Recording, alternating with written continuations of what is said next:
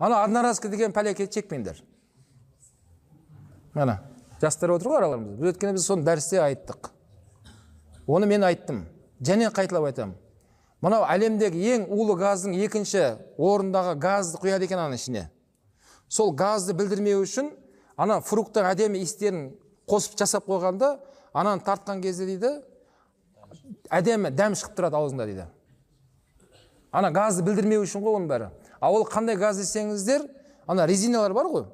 Резиналарды ерту үшін жасалынатын өте улы газ анау.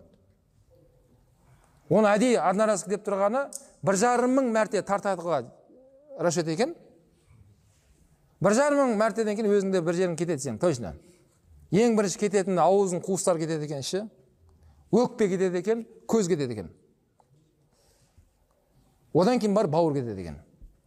Сөйтіп ол балалар ішінен шіріп, рак болып жатыр балалар. Жап-жас балалар. Жап-жас балаларға қандай рак ол? Ол не нәрсе ол? Жап-жас балалар ракпен ауырып жатыр. Неге рак деген соң ішіндегі құрылыстар шіріп жатыр. Соны әке-шешесі бейшара оған емге ақша жинап жатыр қазір. Балам Түркияға жіберім керекпін дейді. Бала ракпен ауырып жатыр. А оны олай жаңағыдай пәлекетті шегіп жүрген мүмкін біледі, мүмкін білмейді.